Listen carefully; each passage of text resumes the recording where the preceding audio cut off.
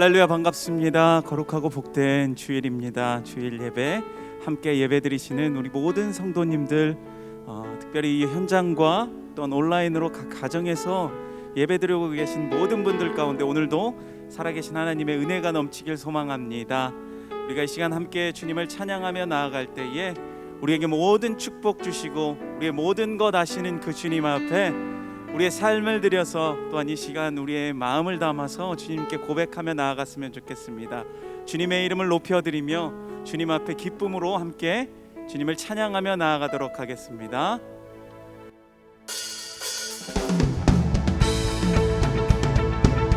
우리 함께 박수며 주님을 찬양하며 나아갑시다.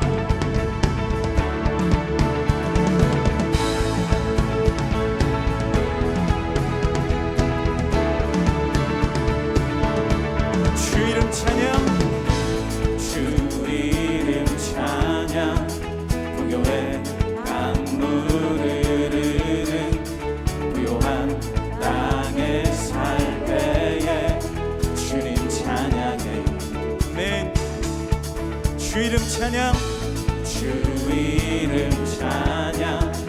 거칠은 광야와 같은 인생길 걸어갈 때도 주님 찬양해.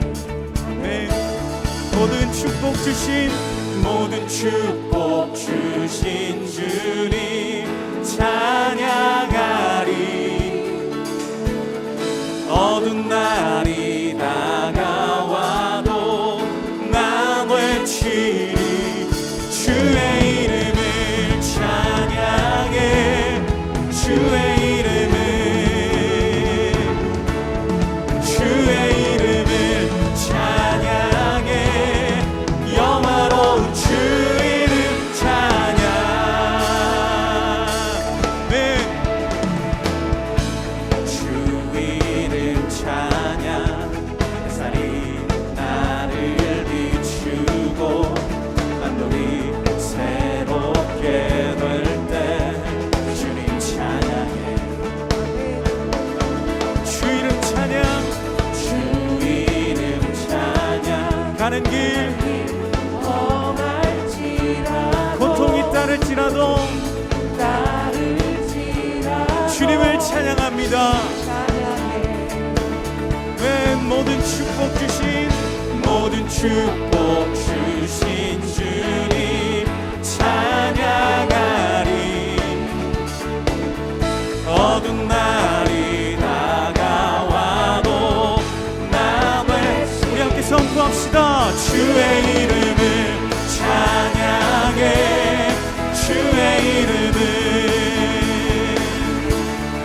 주의 이름을 찬양해. 영화로운 주 이름. 한 번 더 주의 이름을 찬양해.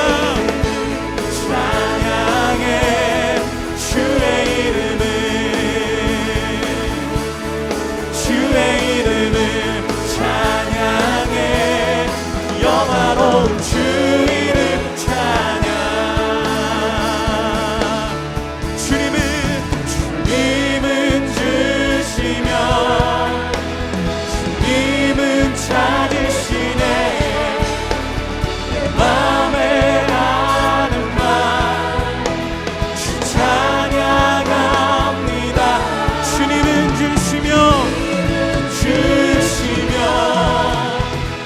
주님은 찾으시네. 내 맘에 하는 말 주 찬양합니다. 주의 이름을 찬양해. 주의 이름을 찬양해. 영화로운 주 이름. 주님의 이름을 찬양해. 주의 이름을 찬양해. 영화로운 주 이름 찬양. 주님만이 소망이요.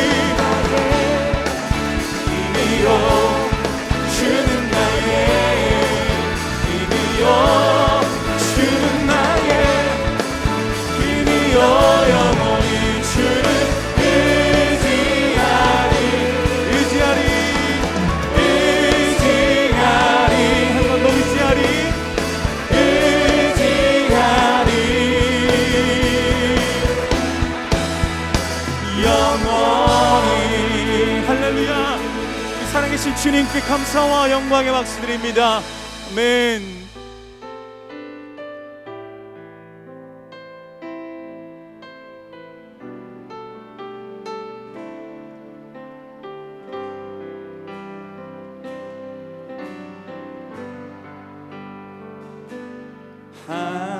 하늘에 나는 새도 주 손길 돌보시네.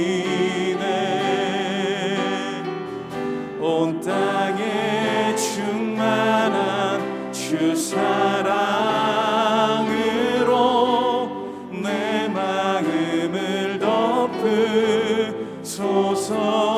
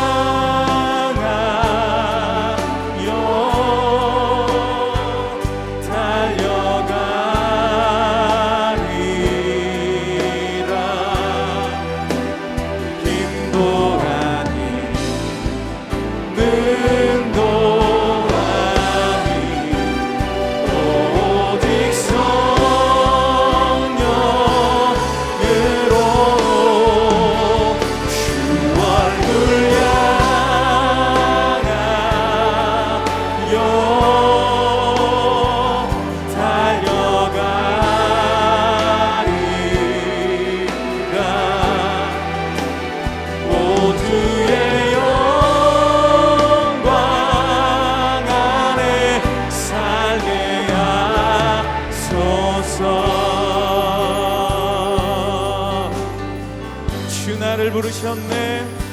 주 나를 부르셨네. 주의 영광 위에 모든 사람 이끄소서. 주의 영광으로 주 말씀 향하여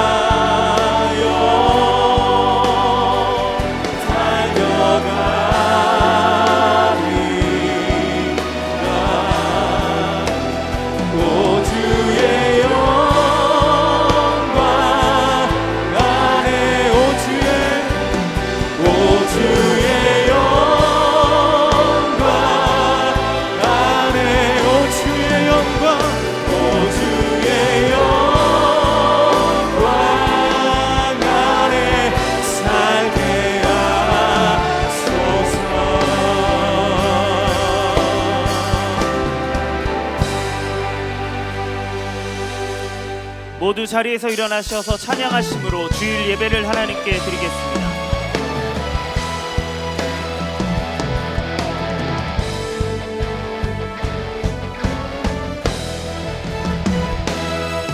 빛나는 왕의 왕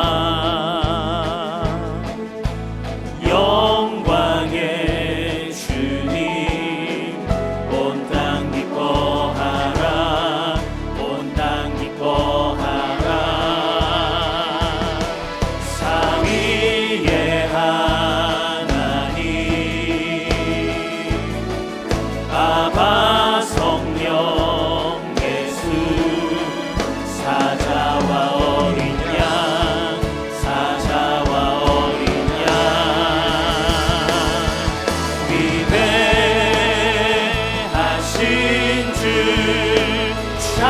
찬양의 위대하신 주 모두 알게 되리라. 위대하신 주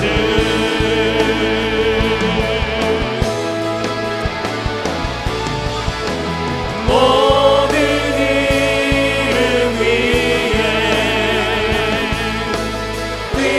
뛰어나신 이름 다 찬양의 위대하신 주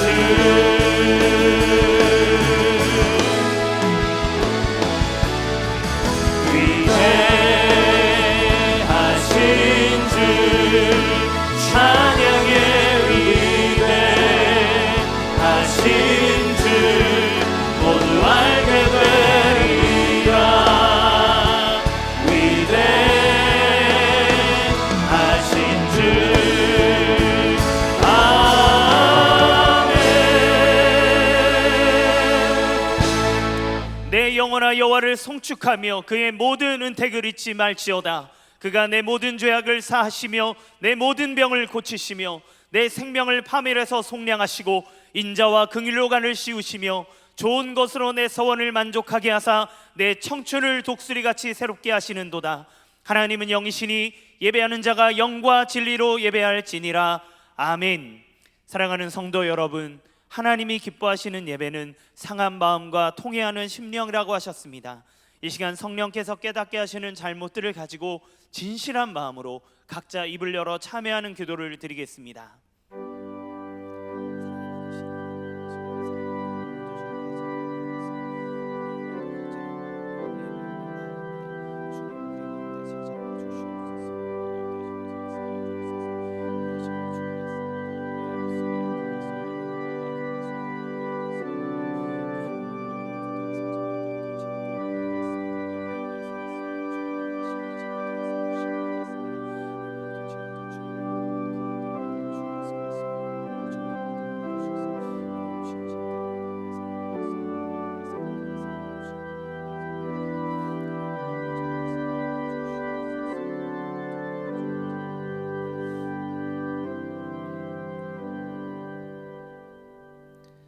만일 우리가 우리 죄를 자백하면 그는 미쁘시고 의로우사 우리 죄를 사하시며 우리를 모든 불의에서 깨끗하게 하실 것이요 사랑의 주님, 이 놀라운 용서의 은총을 허락하신 것을 감사합니다.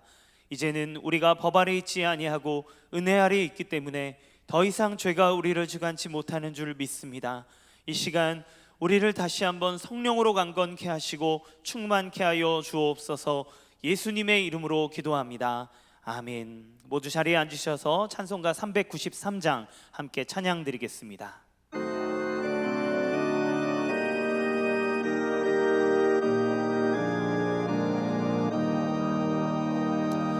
오 신실하신 주 내 아버지여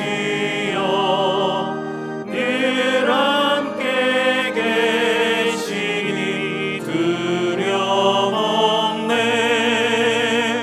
그 사랑 변찮고 날 지키시며 어제나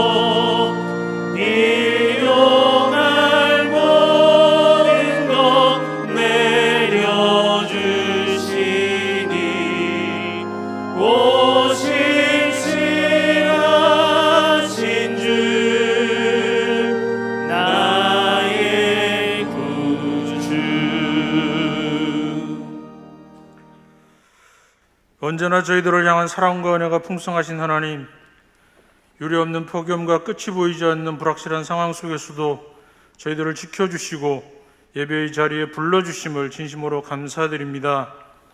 온 오프라인으로 드리는 예배 가운데 하나님의 영광과 성령의 임재를 경험하며 오늘 선포되는 이인호 목사님의 말씀을 통해 힘들고 지친 성도들의 삶이 기쁨과 소망으로 회복되게 하시고 여전히 해결되지 않는 문제로 인해 남불 흘리는 눈물을 닦아주시며 갈급한 심령으로 부르짖는 성도들의 기도에 응답하시는 주님의 음성이 들리는 은혜로 채워지게 하옵소서. 이음센터를 통해 복음으로 다음 세대를 든든히 세우고 지역 사회와 소통하며 주님의 사랑으로 그들을 이어주는 사역을 감당하는 우리 교회가 되게 하시고 우리에게 허락한 새로운 비전과 사역을 모든 성도가 믿음으로 함께 꿈꾸며 기쁨으로 일에 헌신할 수 있도록 가정마다 넉넉한 재정과 생업의 복을 허락하여 주시옵소서. 진행 중인 인테리어 공사가 계획된 설계와 일정에 따라 잘 마무리되도록 공사 현장과 작업자들의 안전을 지켜주시고 효율적인 공간 배치를 통해 센터의 활용도가 배가 될 수 있도록 모든 상황을 지켜주시옵소서. 9월 6일부터 시작되는 가을 특별 새벽 부흥회가 기도로 잘 준비되게 하시고 말씀을 전하시는 이인호 목사님께 강건함과 말씀의 능력으로 함께 하셔서 하반기 사역을 능히 감당할 수 있는 귀한 능력과 은혜의 시간이 되게 하여 주시옵소서. 코로나19로 인해 멈춰진 일상과 누적된 피로, 호전될 기미가 전혀 없는 방역 상황 등으로 벼랑 끝에 서 있는 자영업과 영세상인들, 암울한 상황 속에서 주님만 바라보고 있는 주님의 백성들에게 소중한 소망들이 하나하나 이루어지는 일상의 회복과 평범한 삶을 속히 허락해 주시길 간절히 소망합니다. 탈레반의 점령으로 무고한 피를 흘리며 희생자가 커지는 아프가니스탄을 불쌍히 여겨주시고 탈레반 고위 율법학자들의 마음을 돌이키시사 소수민족과 약자들, 특히 여성들의 삶이 안전하게 보호되게 하시고 선교사님들이 20년 넘게 그 땅을 위해 기도하며 흘린 복음의 씨앗이 이러한 환난 속에서도 자라나고 열매 맺게 하시며 더 이상 무고한 희생이나 참혹한 일들이 발생하지 않도록 하나님께서 온전히 지켜 주시옵소서.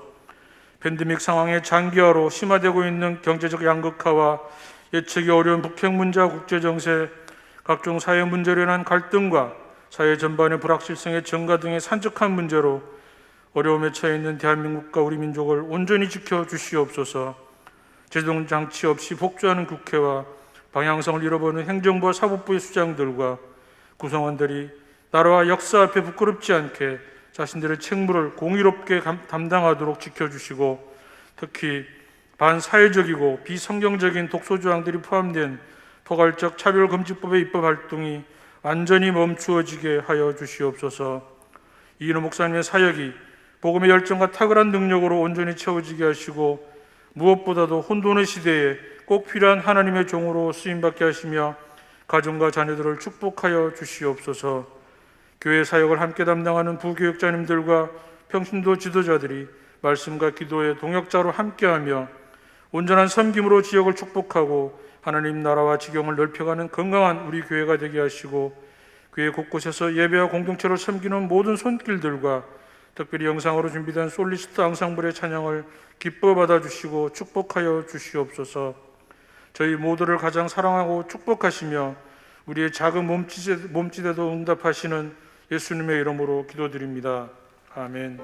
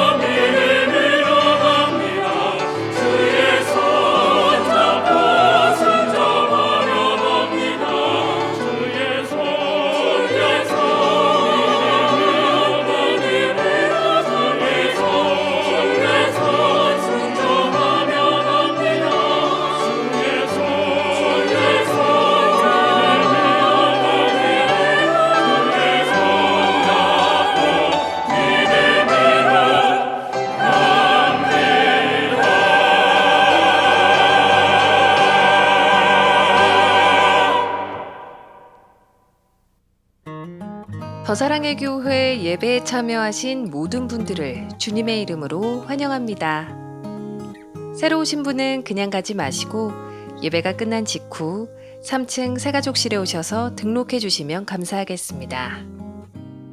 온라인으로 새가족 등록을 하실 수 있습니다.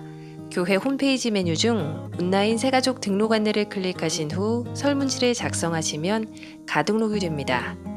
가등록 후 담당 교역자의 등록 신방을 받으시면 정식 등록 교인이 됩니다. 오늘 새가족반 강의는 2과입니다. 성남노회가 주관하는 신학생 교육이 우리 교회 본당에서 진행되었습니다. 이인호 목사님은 성남노회 산하 신학생들을 대상으로 PBS 성경 공부와 중보기도 강의를 통해 목회적 소양을 키워나갈 수 있는 귀한 말씀을 전해주셨습니다. 한국 교회를 짊어져갈 젊은 신학생들이 도전을 받고 귀한 목회자들로 세워질 수 있도록 많은 관심과 기도를 부탁드립니다. 우리의 꿈과 비전을 펼쳐갈 이음센터 인테리어 공사는 성도님들의 관심과 기도 속에 잘 진행되고 있습니다.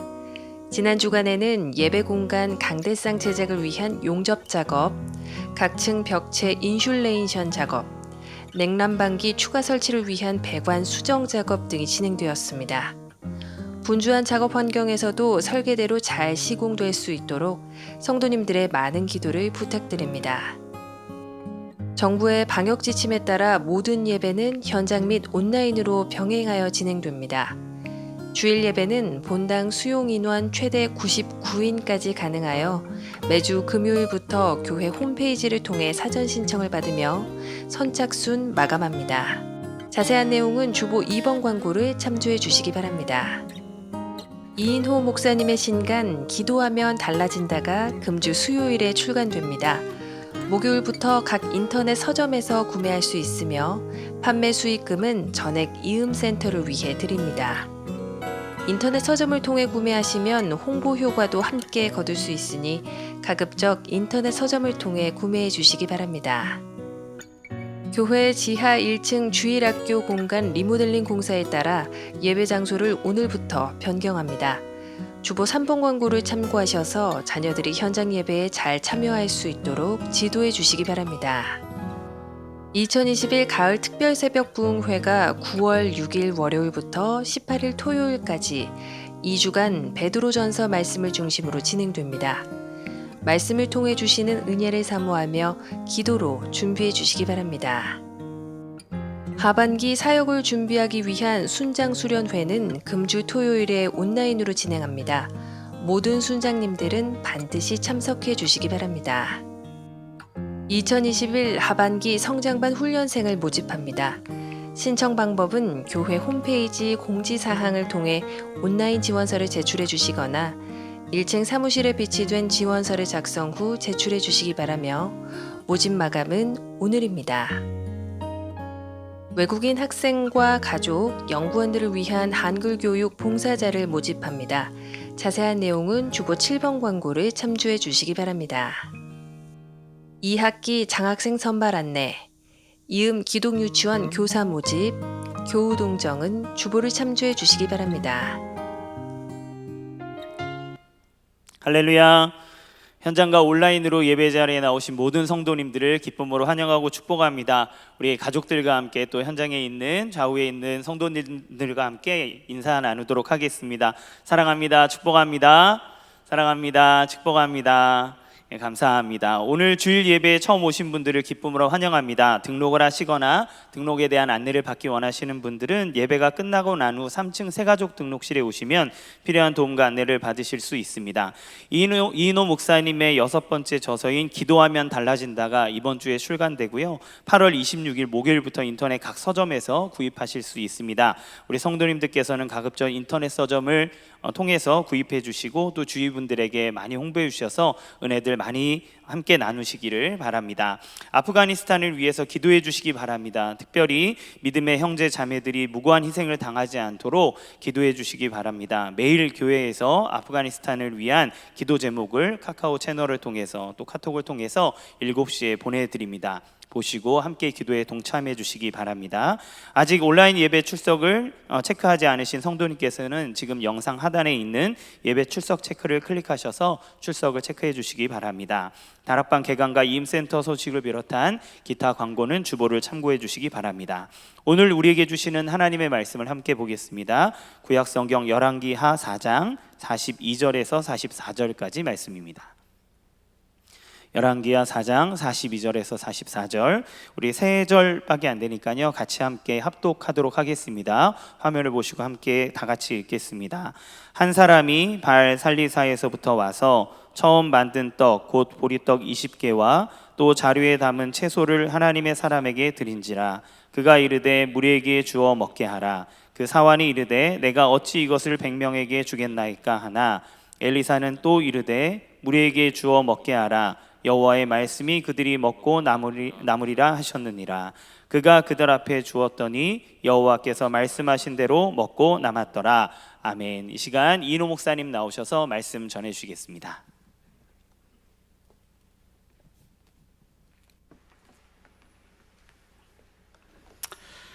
할렐루야. 예배에 오신 여러분들을 환영합니다. 축복합니다. 가정에서 예배하시는 모든 성도들 축복합니다. 오늘 이 예배 가운데 하나님께서 흡족한 은혜를 베풀어 주실 줄로 믿습니다. 아멘. 저는 지난 5주간 정도 영육간에 또 쉼, 또 연구하는 연구월의 시간을 가졌어요. 사실 성도님들이 온 이 코로나로 어려운 상황, 예배도 제대로 못 드리는 상황에서 이번에 그 주일 강단을 비우고 쉰다는 게 저에게 너무 힘들더라고요. 그래도 제가 교회를 위하는 일은 이 시간 동안 열심히 체력을 회복하고 열심히 말씀을 연구해서 돌아가는 것밖에 없겠다, 그런 생각으로 정말 열심히 걸었어요. 그리고 엉덩이가 저리도록 또 말씀을 연구하고 그런 시간들을 가졌어요. 그러나 더 이상 강단을 비운다는 것이 제가 너무 힘이 들어서 이렇게 조금 빠르지만 제가 복귀를 했습니다. 출간되는 책을 통해서 우리 성도님들이 같이 읽으면서 기도에 대한 열정을 회복하는 그런 시간이 되었으면 좋겠어요.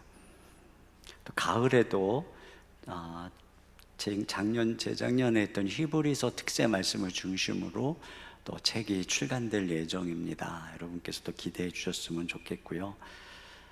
이제 가을 특세 우리가 마음으로 준비하면서 말씀으로 모든 것을 이길 수 있는 시간이 되었으면 좋겠습니다. 아프가니스탄을 위해서 우리가 마음을 다해 기도했으면 좋겠어요. 연일 그곳에서 총살당하고 또 어려움을 당하고 있는, 공포에 떨고 있는 많은 사람들, 특히 그리스도인들의 소식이 들려오는데 우리가 할 수 있는 것은 기도밖에 없는 것 같습니다.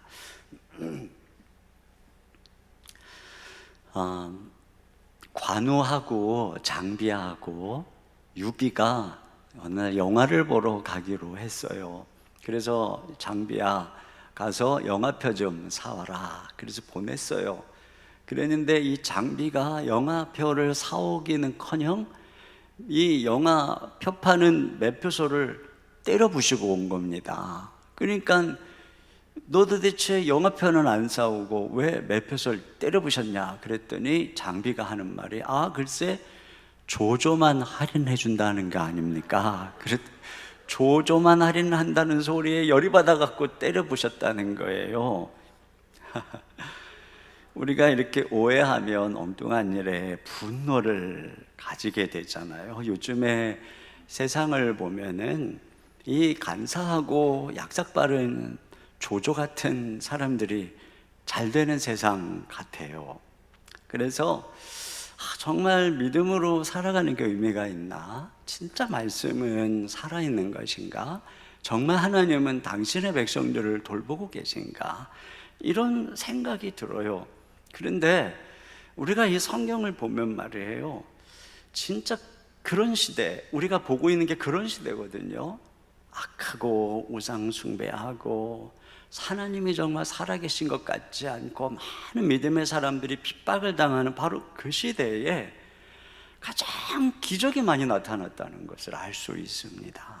이 아합의 왕조 시대에 이때 엘리사를 통해서 신실한 하나님의 백성들을 하나님이 그 고통 속에서 기적으로 먹이고 살리시는 것을 볼 수가 있어요. 그런 면에서 하나님은 동일해요. 지금 이 흉년의 시기, 이 영적인 우상 숭배의 시기, 많은 사람들이 믿음을 잃어버리는 이때 하나님께서는 여전히 당신의 신실한 하나님의 백성들에게 기적을 베푸신다. 여러분, 우리는 그것을 알 수가 있어요. 그렇다면 우리는 어떻게, 지금 우리의 삶에 기적이 필요하잖아요. 우리는 어떻게 기적을 경험하는 삶을 살 수 있을까? 이 악한 시대를 먼저 기적으로 살아갔던 이들의 모습을 통해서 배울 수 있어요. 첫째는 뭐냐? 하나님은 물질의 크기보다 마음의 크기로 일하신다는 거예요. 오늘 우리가 읽은 본문에는 이 오병이어하고 비슷한 사건이 나오죠. 어떤 한 사람이 이 흉년으로 아무것도 이제 먹을 것들이 없어지는 그때, 그러니까 선지학교에 있는 학생들은 오죽이나 배가 고프게 했어요. 그런데 그 사람이, 한 사람이 먹을 것을 가지고 이 엘리사가 있는 선지학교를 방문한 겁니다. 뭐 굶주린 선지 생도들 누가 먹을 것 가지고 왔다니까 막 우르르 하고 뭐 몰려 나오지 않았겠어요? 자, 그런데 그가 뭘 가지고 왔는지 보세요. 42절입니다. 시작. 한 사람이 바알 살리사에서부터 와서 처음 만든 떡 곧 보리떡 20개와 또 자루에 담은 채소를 하나님의 사람에게 드린지라. 네, 여기 보세요. 처음 만든 보리떡 20개와 채소 한 자루를 가지고 왔어요. 그런데 문제는 뭐냐? 뒤에 보면은 이 학교에 있는 선지 생도가 100명인 거예요. 그러니까 100명이 먹어야 되는데 보리떡은 20개밖에 없어요. 그러니까는 100명 가운데 20인분밖에 없는 겁니다.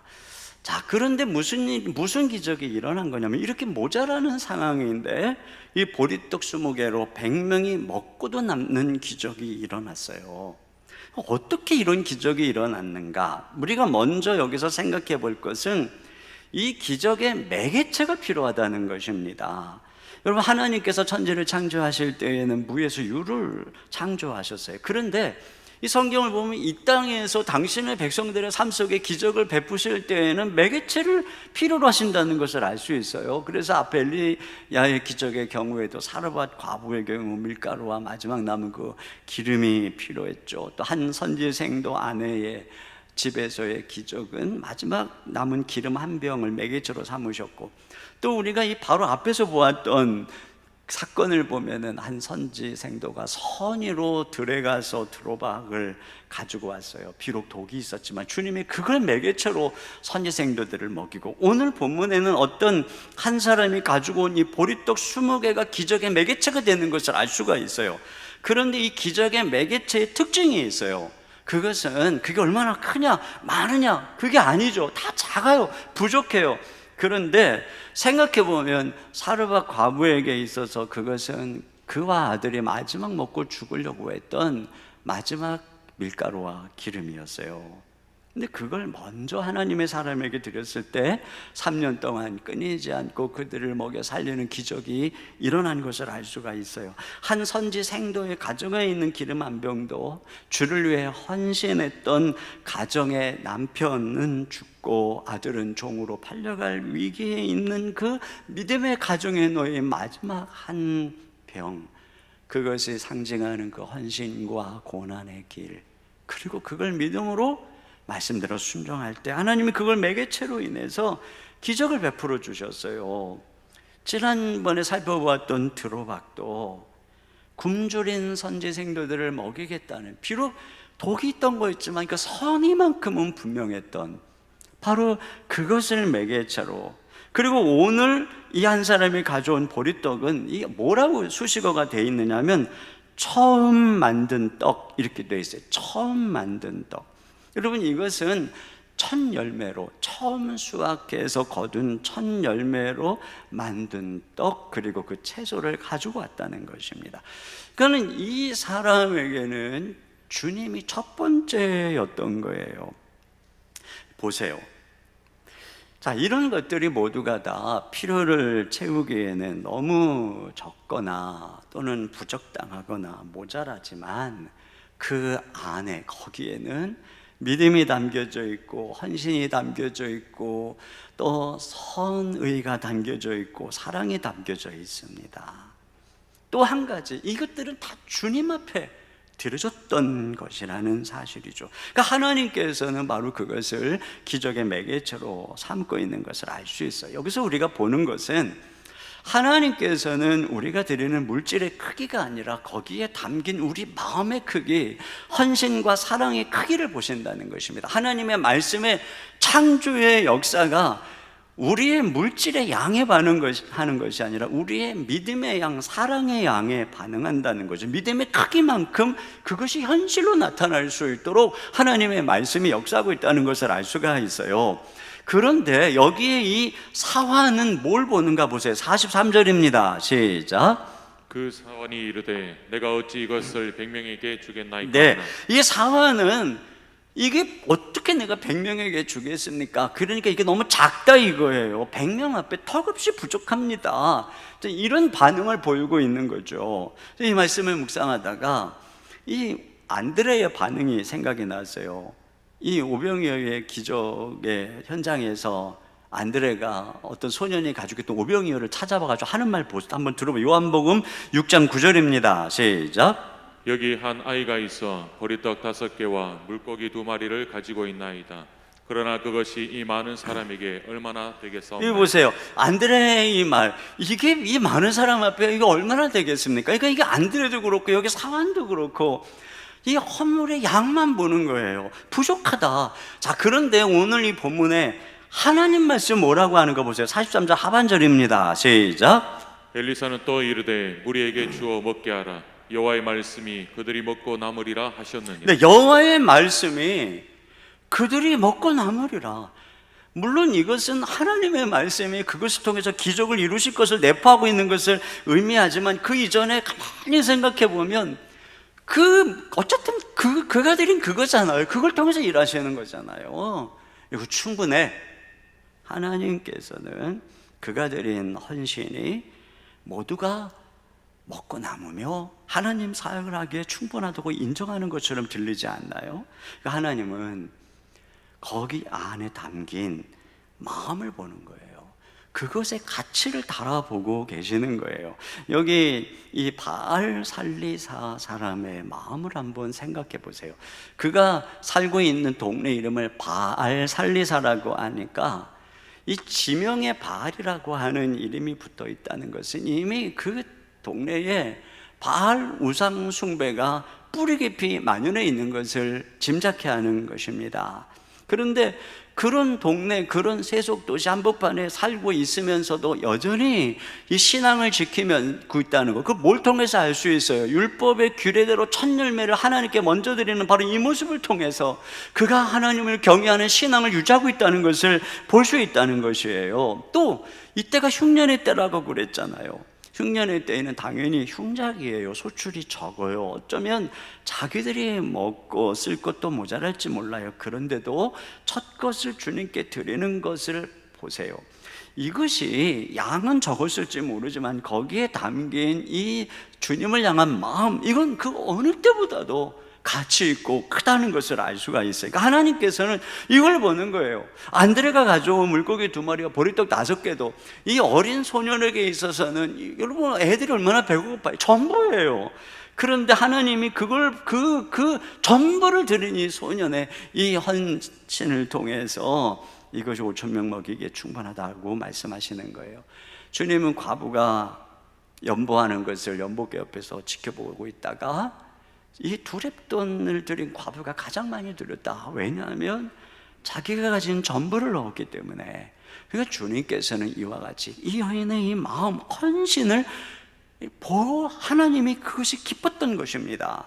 여러분, 하나님 보실 때 큰 것이 진짜 큰 거예요. 다윗은 물맷돌 5개를 들고 골리앗을 때려 눕히죠. 하나님은 다윗의 손에 들려져 있던 물맷돌 5개가 아니라 그가 만군의 여호와 하나님을 의뢰하고 그 하나님을 향한 목숨을 거는 용기와 열심을 보시고 일한 거예요. 이거죠. 하나님께서 저와 여러분을 왜 사용할까요? 우리가 하나님이 우리를 일꾼으로 부를 때 부족하고 약하고 가진 것 없고, 그렇지만 하나님 뭘 받겠어요? 우리의 순수한 마음. 내가 가진 것 없지만 내 인생을 들여서 주님을 사랑하고 헌신하겠다는 열정, 이걸 보고 사용하시는 거예요. 그러면 과거에 그걸 보고 우리를 부르시고 사용하신 하나님은 지금은 뭐를 보실까요? 지금도 똑같아요. 우리가 뭐 지위가 높아지고 유명해지고 뭐 가진 게 많아지고 뭐 학력이 좋고 그렇다고 그래서 하나님이 그거 보고 쓰는 거 아니에요. 여전히 예전이나 지금이나 동일하게 우리 마음속에 있는 이 주님을 향한 순수한 마음, 이걸 보는 거예요. 여러분, 다른 사람 눈에 안 보인다고 하나님 눈에도 안 보이는 것이 아니에요. 지금 우리가 온라인으로 드리는 예배, 지금 여러분이 드리는 예배를 다른 사람이 볼 수 없다고 하나님도 안 보시는 게 아니에요. 지금 우리 마음이 어떠냐는 겁니다. 우리 여기 주보에 보면은 홍성희 권사님의 간증이 실려 있어요. 참 제가 읽고 너무 마음에 감동이 됐어요. 이 권사님이 신경섬유종으로 양쪽 청력을 다 잃었어요. 사실 오래전부터 기도하고 저도 기도해드리고 그랬지만 결국 청력을 다 잃었어요. 딸은 심한 아토피로, 아들은 비염으로 병원을 전전하고 남편은 사업이 실패해서 오랜 시간 동안 낙담해 있는 상황인 겁니다. 근데 이 권사님의 고백이 뭐냐면, 이 고난 속에서 하나님의 사랑을 알았고 아름답게 다듬어져 있는 자기 자신을 선물로 받았다는 거예요. 달라진 가치관을 받았고 더 중요한 것을 바로 보는 눈을 받았대요. 무화과나무, 포도나무, 감람나무 소출이 없어도 자기가 무화과나무, 감람나무, 포도나무 열매로 사는 게 아닌 것을 깨닫게 되었대요. 지금은 이 권사님이 기계를 통해서 들어야 되는 1급 장애인이랍니다. 남편이 이제 사업을 다시 운영하게 되었지만 아직은 생활비를 줄 수 있는 정도는 아니라고 합니다. 우리 아들, 딸이 열심히 살아가고 가족톡에는 매일 사랑이 가득하지만 여전히 부족한 게 많답니다. 그런데 권사님이 이렇게 고백하는 거예요. 지금 하나님이 허락하신 것이 가장 좋은 것임을 알고 있다는 겁니다. 그리고 하나님이 이만큼 허락하셨으면 자신에게는 충분하다는 거예요. 그래서 자기는 아무것도 걱정을 하지 않는데요. 참 진짜 얼마나 마음에 제가 이 감동이 되는지 몰라요.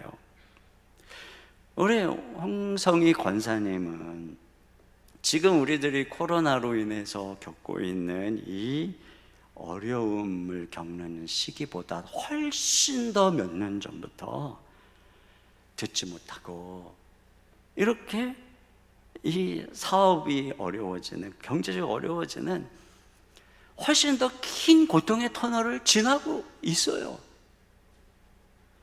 그런데 그 속에서 이 흔들리지 않는 믿음을 한번 보세요. 고난 속에서 주님을 더 사랑하고 주님께 감사하는 이 마음을 보세요. 하나님께서 우리에게 원하는 진짜 헌물이, 제사가 뭐겠어요? 이겁니다, 이거. 주님이 이걸 받으시는 거예요. 그런데 지금 우리 마음이 어때요? 아무도 안 보니까 마음이 흐트러지고 예배가 흐트러지고 신앙의 자세가 흐트러지고, 그래도 괜찮은 걸까요? 여러분, 우리의 미래, 우리의 운명은 지금 우리의 안정적 상황이 아니라 지금 우리의 마음, 지금 우리의 신앙에 달려 있는 것입니다. 사울을 보세요. 하나님을 떠났어요. 그래도요, 당장에는 왕위에서 쫓겨나지 않았어요. 하나님께 버림받았음에도 마음이 다 세상으로 향해 있어도 왕위에 10여 년을 더 있었어요. 그러나 어느 순간 완전히 멸망의 골짜기로 떨어지는 거 봤잖아요. 다윗, 주님 그렇게 사랑했지만 사울에게 쫓겨서 그 인생이 쫓기고 골짜기로 어두운 터널을 지나가는 삶이었어요. 그러나 결국 하나님이 그를 어떻게 높이는 거를 보세요. 뭐에 달린 겁니까? 안 보이는 거에 달린 거예요. 지금 우리의 마음, 이게 상황이 어렵다고 그냥 아무렇게나 식어진 마음, 세상에 타협하는 마음 그대로 있어도 될까요? 아니, 교회 예배당 나가지 못하고 온라인으로 예배를 드리니까 그냥 그런 대강대강 그런 마음으로 예배를 드려도 될까요? 여러분, 이게 아무렇게나 해도 되는 게 아니에요. 이게 테스트예요. 지금 이 기간이 하나님이 우리의 믿음을 달아보고 계시는 거예요. 바알 살리사의 이 사람처럼 하나님을 우리의 첫 번째로 삼기를 바랍니다. 한 주간의 첫째 날인 주일을 구별해서 완전히 예배할 수 있기를 바랍니다. 하루의 첫 시간을 주님 앞에 드리고 내 삶의 최우선 순위로 하나님의 나라를, 주의 사명을 삼고 걸어갈 때 그 인생을 하나님이 이 시대의 기적의 매개체로 삼아 주시는 줄로 믿습니다. 두 번째는 계산의 습성을 버리고 순종할 때 기적이 일어난다는 것입니다. 자, 여기 43절 하반절에 엘리사가 뭐라고 하는지 다시 한번 봅니다. 시작. 엘리사는 또 이르되 무리에게 주어 먹게 하라. 여호와의 말씀이 그들이 먹고 남으리라 하셨느니. 네, 여기 중요한 게 이거예요. 여호와의 말씀이, 그 말씀이 먹고 남으리라 하셨기에 그대로 순종했더니 이 보리떡 20개를 가지고 나누어 주었더니 정말 100명이 다 먹고 남았다. 결국 이 바알 살리사 사람의 헌신을 매개로 하나님의 말씀이 기적을 일으킨 거예요. 하나님의 말씀이 먹고 남게 한 것입니다. 그들을 먹고 살리게 한 것은 결국 말씀이에요. 이 바알 살리사 사람도 말씀에 순종해서 첫 것을 드린 것이고, 엘리사도 말씀에 순종해서 그것을 무리에게 주라고 말한 것이고, 이렇게 하나님의 말씀이 그들을 먹였죠. 여러분, 오늘도 마찬가지예요. 우리를 살리는 것은 하나님의 말씀뿐입니다. 매일매일 하나님 말씀 듣고 말씀에 순종하는 것이 신자의 살 길이에요. 그런데 이러한 우리의 순종을 가로막는 게 있어요. 이 사환이 처음부터 순종한 게 아니죠. 처음에 무리에게 주어 먹게 하라고 했을 때 그의 첫 반응, 다시 보세요. 43절 시작. 그 사환이 이르되 내가 어찌 이것을 100명에게 주겠나이까. 네, 엘리사의 말이 선지자로서 하나님 말씀이고, 그를 통해서 하나님이 어떤 역사를 이루었는지를 그동안 다 봤어요, 이 사환이. 그런데도 불구하고 뭐예요? 믿지 않고 계산하는 거예요. 그러니까 이 사환은 계산에 갇혔어요. 그러니까 믿음의 눈이 열리지 않는 거예요. 주님께서 5,000명을 먹이라고 할 때 빌립이 뭐라고 했는지 보세요. 요한복음 6장 7절입니다. 시작. 빌립이 대답하되 각 사람으로 조금씩 받게 할지라도 200데나리온의 떡이 부족하리이다. 네, 이만한 돈이 어디 있느냐. 빌립이 세리여서 그랬는지 모르지만 뭐예요? 계산에 빠른 거예요. 계산적인 습성에 매여 있는 것입니다. 여러분, 이런 계산적인 습성의 문제가 뭐냐? 우리가 자연과 이성과 합리라고 하는 법칙에 갇혀버리는 것입니다. 그래서 눈에 보이는 것만이 전부인 줄 알게 되는 것입니다. 그렇게 되면 눈에 보이지 않는 하나님과 그 말씀을 계산에 포함시킬 수가 없어요. 하나님의 말씀은 눈에 보이지 않아요. 무에서 유를 창조하는 말씀이 눈에 보입니까? 죽은 자를 살리고 부활시키시는 하나님, 영생을 주시는 하나님, 저 천국을 약속하신 하나님의 유업이 이게 눈에 보이느냔 말입니다. 이 거듭남이 보이냔 말입니다. 그러니까 이 이성과 합리에 갇혀서 계속 계산하는 이러한 습성에 갇혀 버리면 우리는 하나님의 말씀을 믿고 순종하는 삶을 살아갈 수가 없어요. 여기 지금 이 사환이 내가 어찌 그러잖아요. 내가 어찌 이 계산에 사로잡히면 나의 자원과 나의 능력만 바라보는 거예요. 먹고 남으리라 하신 하나님의 말씀을 신뢰해야 되는데, 하나님의 말씀이 다 하는 것인데 이 내가 내 힘으로 뭔가를 하는 게 아닌데 계산에 사로잡히면 그것만 바라보는 거예요. 그러니까 계산의 습성에 사로잡힌 사람은 특징이 뭐예요? 내가 어찌 그렇게 자신만 바라보고 한숨 쉬는 것입니다. 영락 농아인 교회를 담임하셨던 문영진 목사님이 계세요. 이분이 케냐 농아인 선교에 수명을 받고 케냐로 떠났는데 거기서 돌아가셨어요.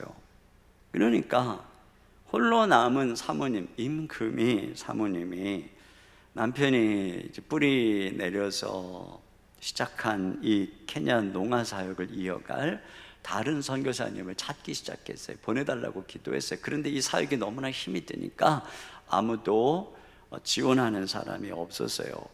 열심히 기도하는데 하루는 주님께서 이 사모님에게 네가 해라 그러시더래요. 그때 사모님은 도대체 내가 목사도 아니고 선교사 그냥 남편 따라왔는데 내가 뭘 하느냐, 내가 어찌, 나 같은 사람이 어찌 이걸 하느냐, 자기는 절대 못한다고 거절을 했대요.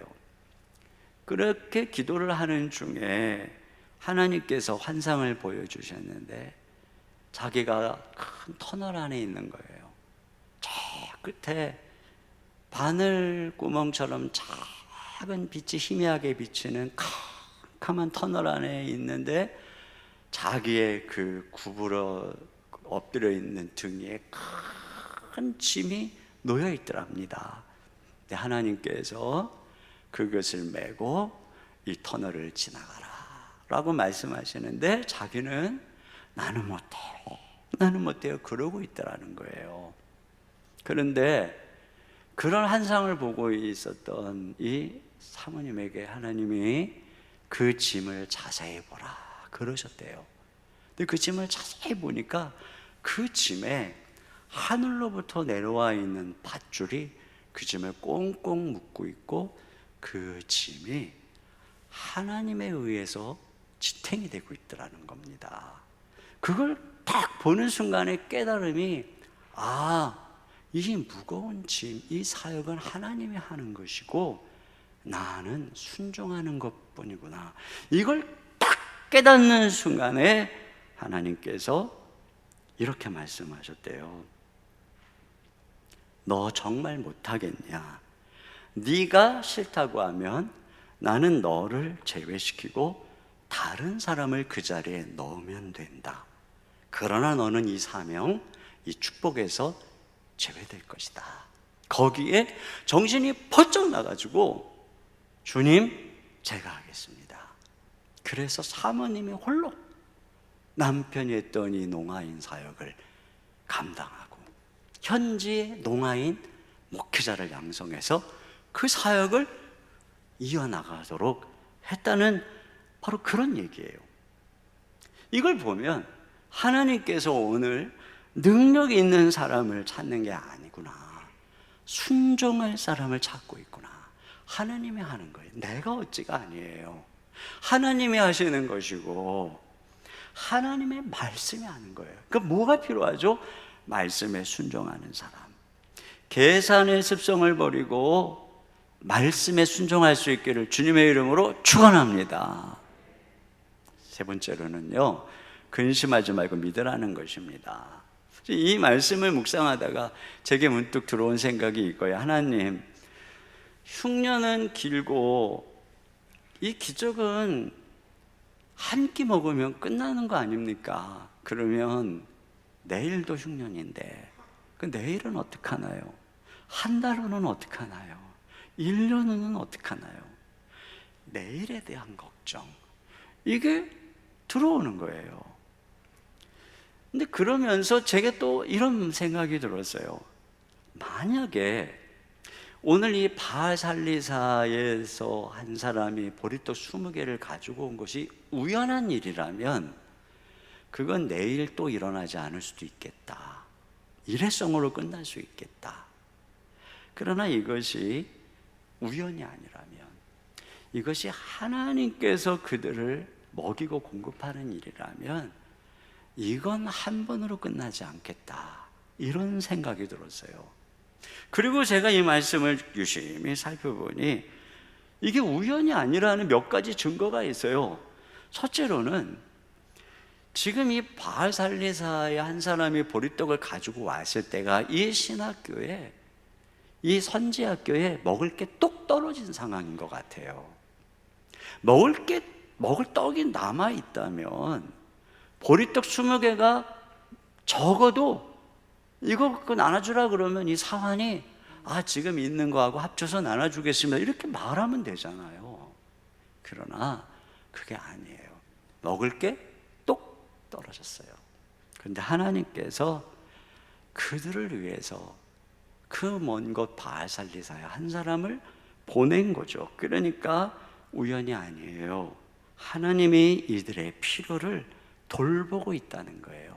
또 한 가지, 하나님께서 다른 데도 아니고 바알살리사에 한 경건한 사람을 보내시는 것을 보면 주님의 말씀, 내가 바알에게 무릎 꿇지 않은 사람의 7천을 남기리라, 이 완전한 이 사람을 남길 거라고 하시니 말씀이 사실이구나.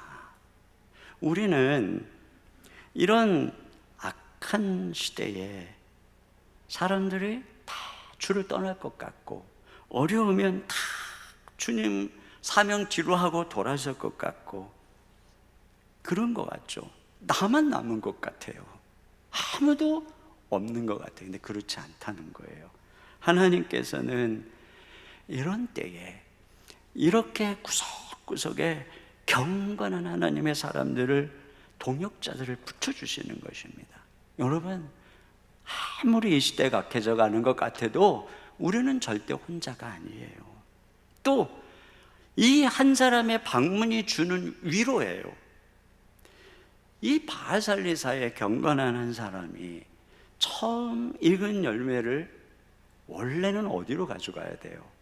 저 예루살렘 성전에 있는 제사장들에게, 분깃이 없는 그들에게 가져가야 했던 거예요. 그러나 북이스라엘은 제사장이 없어요. 그들에게 갈 수가 없어요. 산당에, 금송아지 있는 산당에 거짓 제사장들, 그리고 바알 선지자들 뿐이에요. 바로 그러한 북이스라엘에 하나님께서 엘리야와 엘리사를 통해서 선지학교를 세우고 하나님의 말씀에 사람들을 세운 거예요. 그들을 통해서 이끌어가는 거죠.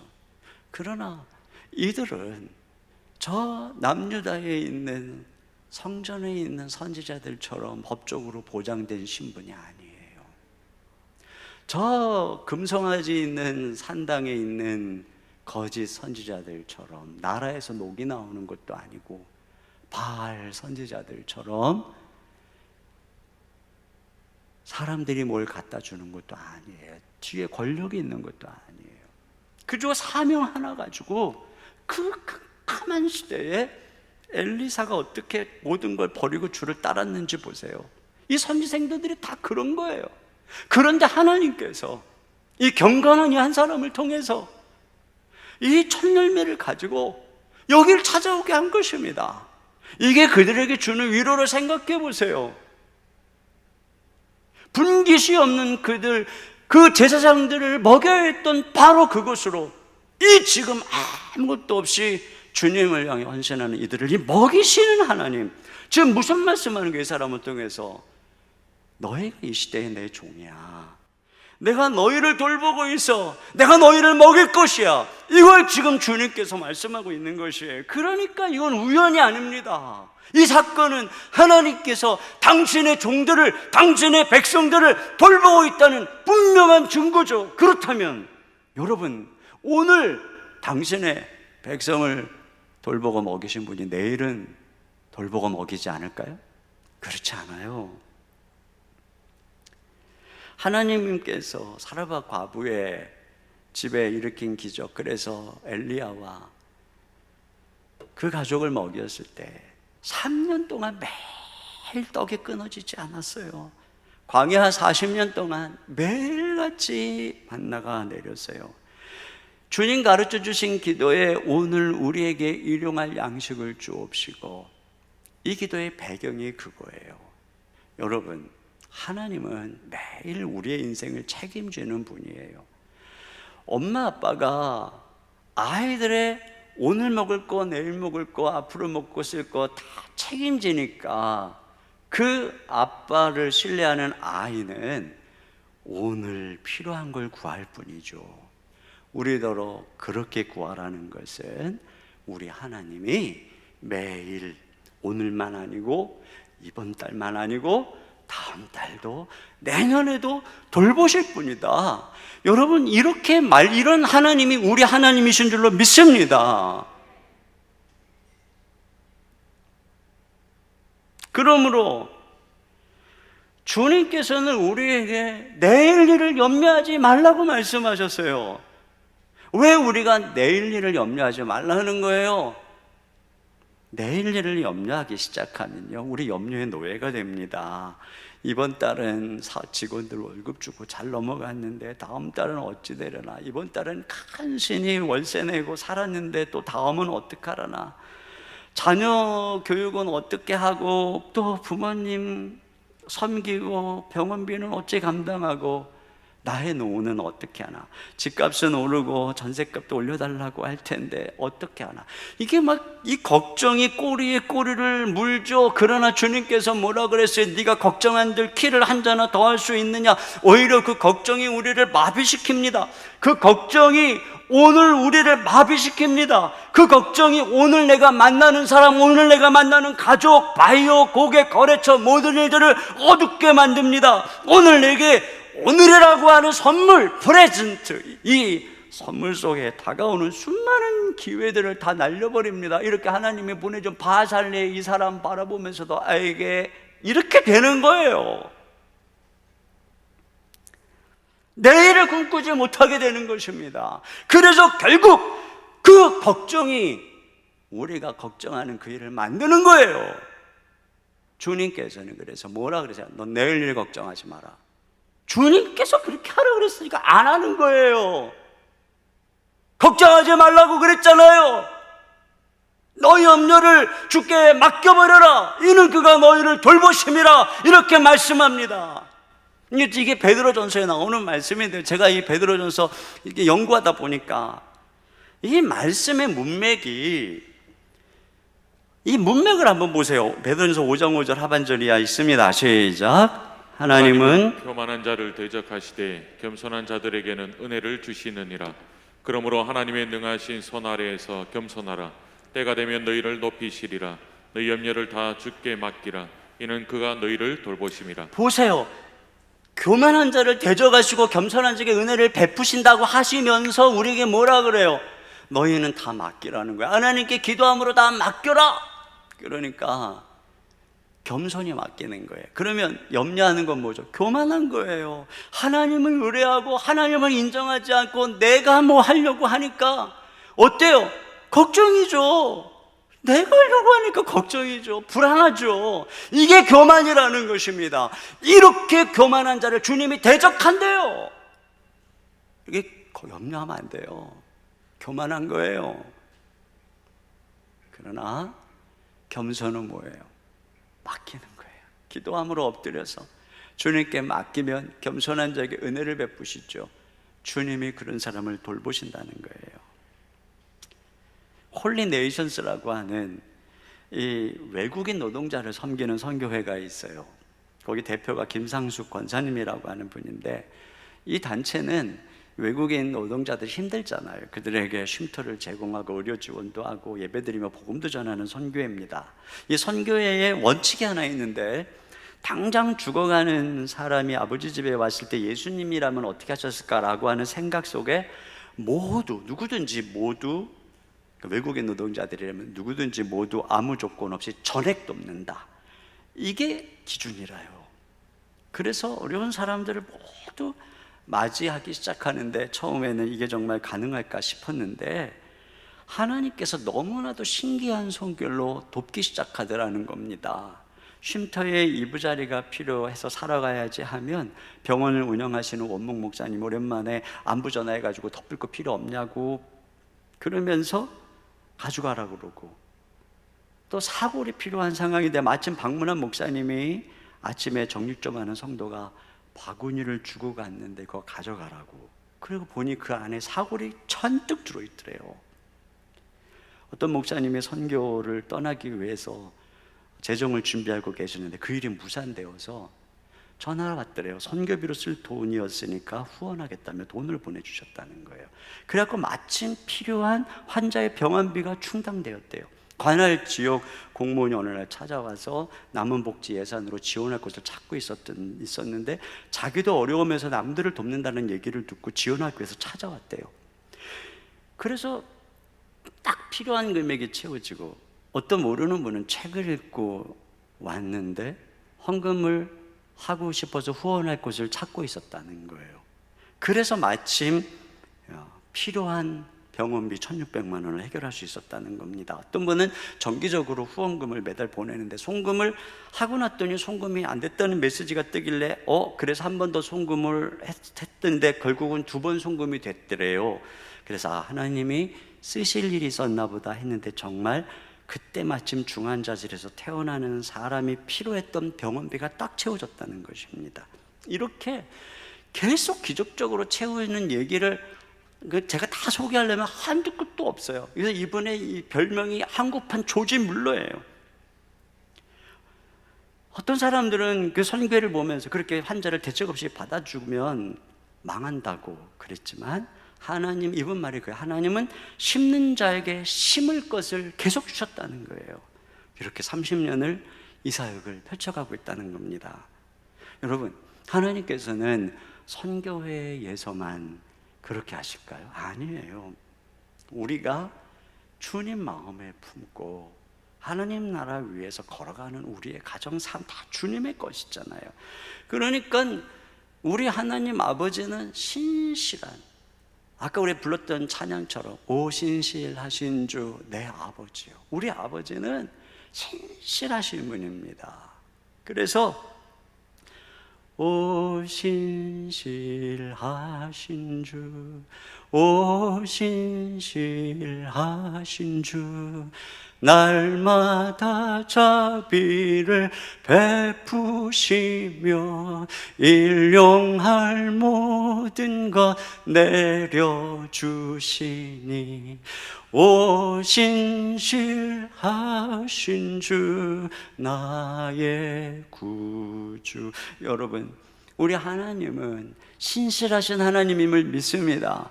믿으셔야 돼요. 믿는 대로 그 역사가 일어나는 것입니다. 한숨 짓는 습관, 걱정하는 습관 버리세요. 교만한 거예요. 작은 일이 일어나면 무슨 큰일 일어나지 않을까, 이렇게 염려를 그냥 싸매고 하는 습성 버리세요. 여러분, 내가 하나님만 신뢰하다가 망해도 좋다, 이런 각오를 가지고 믿으세요. 하나님 믿으세요. 매 순간 모든 염려 주님께 맡기고 찬양하며 감사하며 걸어갈 때 우리 하나님의 기적을 경험하게 될 줄로 믿습니다. 결론은 이 보리떡 되시는 예수님, 여러분, 이 기적의 완성은 우리 신약에서 볼 수 있죠. 오병이의 기적을 통해서 결국 주님이 우리에게 하신 말씀이 뭐냐면 내가 생명의 떡이다, 내가 보리떡이다, 이거예요. 물론 이 말씀은 오병이의 기적도 그렇고 이 나그네 인생길을 살아가는 동안 하나님께서 이 땅에 필요한 것들을 당신의 백성들에게 공급해 주신다는 분명한 메시지입니다. 그러나 주님 말씀하셨어요. 그 떡 먹고도 다 죽는다. 광야에서 40년 동안 그 떡 먹었지만 다 죽는다. 그렇죠? 우리가 여기서 하나님이 육신의 떡 공급해 주는 거 먹어도 다 죽어요. 그래서 주님 우리에게 말씀하시는 거예요. 우리에게 꼭 필요한 것은 먹고도 죽지 않을 떡인 것입니다. 영생의 떡인 것이죠. 저 하늘의 영원한 생명을 살게 하는 떡, 그 떡이 누구냐? 예수님, 우리 위해 십자가에 죽으시고 자기를 찢어주신 예수 그리스도. 그 떡을 먹을 때 영생을 얻게 되는 것입니다. 그 떡을 먹을 때 우리는 갈 곳이 생기는 거예요. 영원한 본향 하나님의 나라를 바라보게 되고, 그 떡을 먹으면서 우리는 그 나라의 시민으로 여기서 준비되고 있는 것입니다. 이게 바로 우리가 살아가야 될 삶의 이유고 목적인 것입니다. 여러분, 이 잠시 살아가는 세상에서 여기서 얼마나 편안하게 즐겁게 사느냐가 중요한 게 아니에요. 이 베드로전서 보니까 이 나그네, 우리를 나그네라 그래요. 여러분, 우리가 나그네라는 것은 우리에게 본향이 있다는 것입니다. 지금 이 세상이 전부인 줄 알고 영끌으라고 모든 것들을 다 동원해서 이 세상의 모든 걸 투자하고 살아가는 사람들은 방향을 놓친 사람들이에요. 목적을 놓친 사람들이에요. 지나가야 되는 다리에 빌딩을 짓고 있는 사람들이에요. 우리는 그렇게 살아갈 존재가 아니에요. 여기서는 조금 힘들 수도 있어요. 주님 믿고 걸어가는 길에 때때로는 어려움을 당할 수도 있고 무거운 십자가를 져야 될 때도 있어요. 그게 뭐 그렇게 중대한 문제입니까? 견디고 걸어가면 되죠. 우리 홍성희 원사님처럼 말이에요. 중요한 것은 여기서 날마다 생명의 떡이신 말씀, 우리 주님 먹으면서 말씀을 통해 주님 닮아가는 거예요. 하늘 시민으로 살아가는 거예요. 이 땅의 모든 일을 주님께 맡기고 사명의 길을 걸어가는 것입니다. 그것이 우리가 살 길이고, 그렇게 걸어가는 사람들에게 하나님이 기적의 인생을 허락해 주실 줄로 믿습니다. 우리 시간에 같이 찬양 드리고 싶은 것은 주님 곁으로라고 하는 찬양이에요. 주님, 나의 이 나도 모르게 흐트러지고 식어진 내 마음 주님께 드리기 원합니다. 주님, 나의 걸음을 이끌어 주시옵소서. 주님만이 내 모든 것입니다. 이 고백을, 이 찬양을 통해서 드리고 기도하는 마음으로 우리 주님 앞에 나아갔으면 좋겠습니다.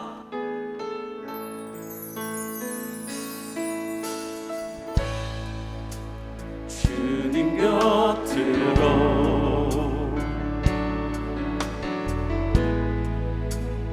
날 이끄소서.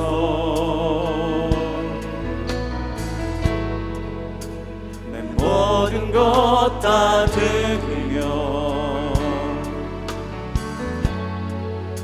춤성 듣기 원하네. 나의 참 소망, 나의 참 소망,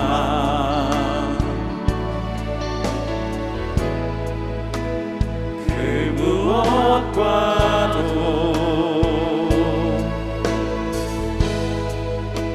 바꿀 수 없는 주 사랑, 그 품 안에 남긴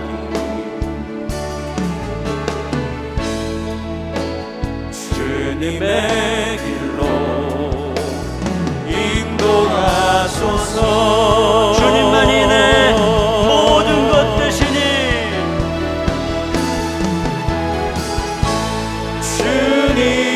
주님만이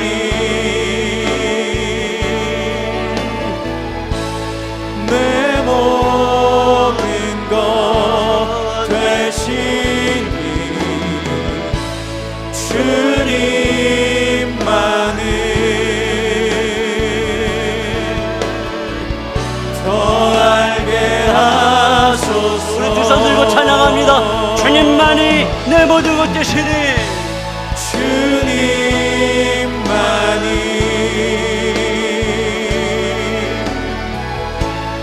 내 모든 것 되시니 주님만이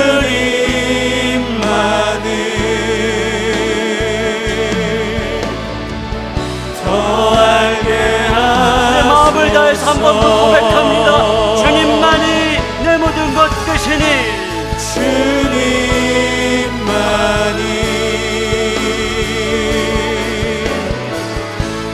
내 모든 것 되시니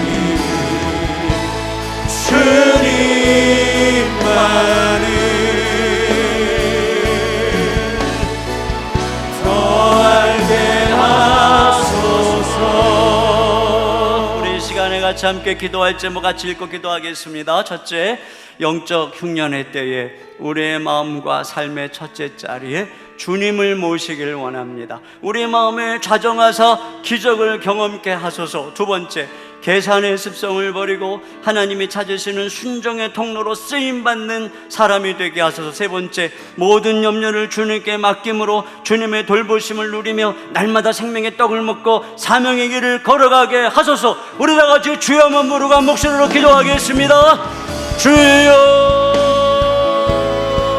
오 주님, 이 시간 주님만 바라봅니다. 이 시간 주님께 나아갑니다. 이 시간 우리의 식어진 마음을 다시 한번 주님께 올려드립니다. 주님이 우리의 전부입니다. 주님이 우리의 첫 번째입니다. 사랑하는 주님, 주님이 보시는 것, 우리의 마음, 우리의 예배의 모습, 우리의 헌신인 줄 믿습니다. 우리의 외적인 어떤 것이 아니라 아버지 하나님, 오늘도 그 한 사람을 다니는 그 인생을 통하여 당신의 위대한 기적의 역사를 써가시는 분이 우리 하나님인 줄 믿습니다. 오 주님, 함께하여 주시기를 원하옵나이다.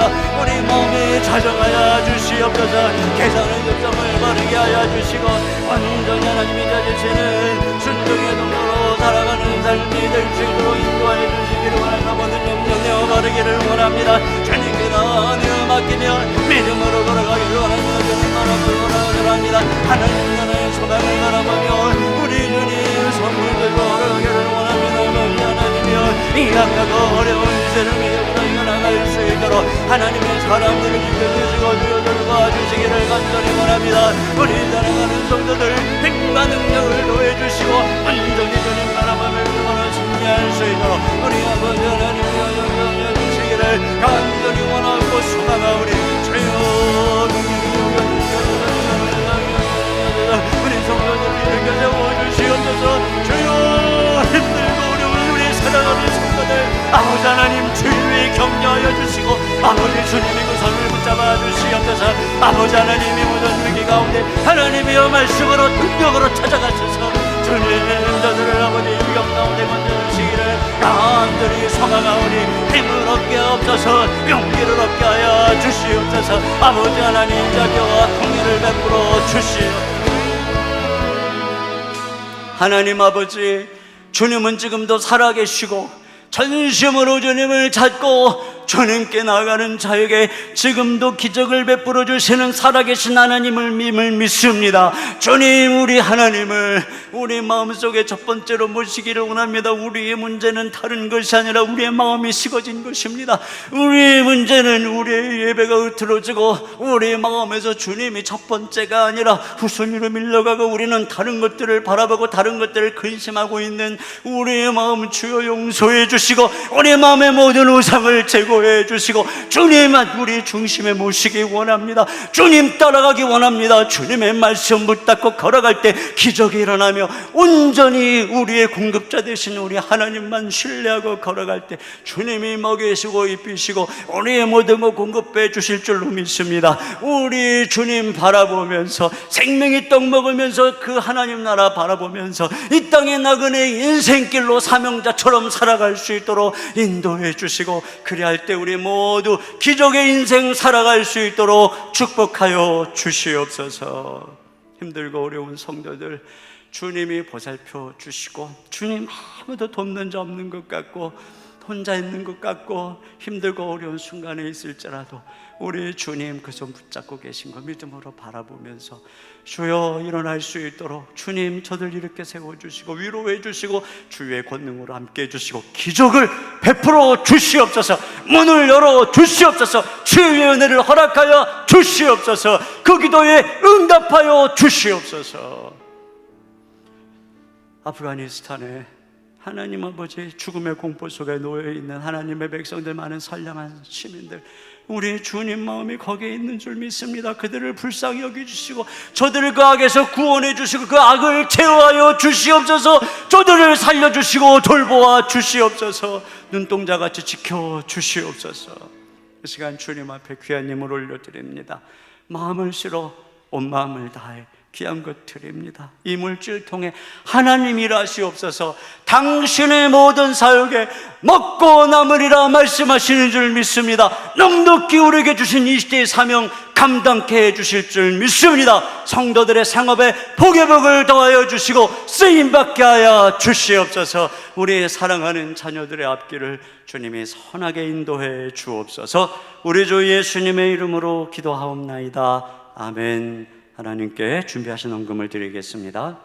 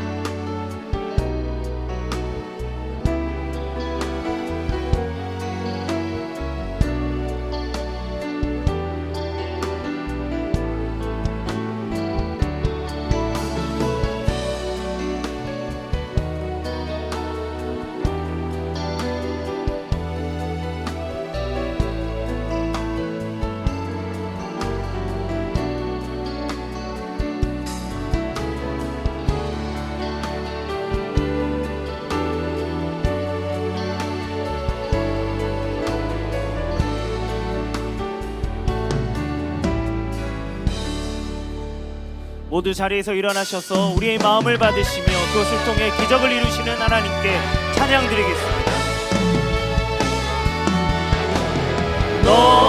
너희는 가만히 있어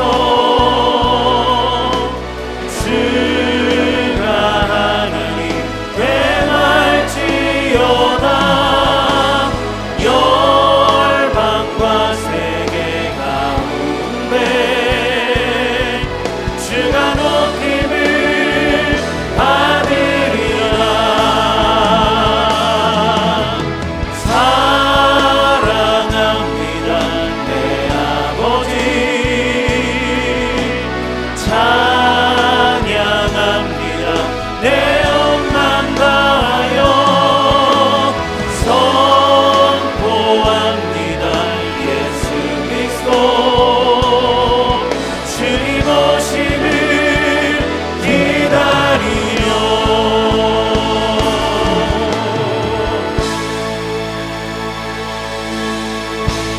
지금은 우리 주 예수 그리스도의 은혜와 우리 아버지 하나님의 무한하신 사랑하심과 성령님의 내주하시고 감동하시고 교통하시는 역사가 주님께 마음을 드리며 말씀에 순종하며 염려되신 믿음으로 전진하며 걸어가는 우리 모든 성도님들 머리 위에 가정 위에 생업 위에 주의 몸된 교회와 민족 가운데 이제로부터 영원토록 함께 해주시기를 간절히 축원하옵나이다. 아멘.